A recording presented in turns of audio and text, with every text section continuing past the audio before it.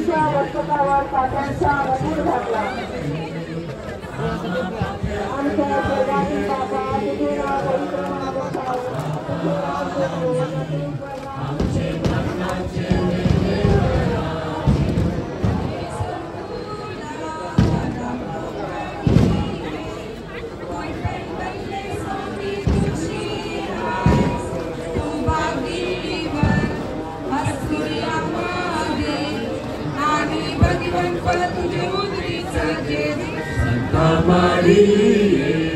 मनसाचे माये आम्हा पाप्या करिता विनंती कर.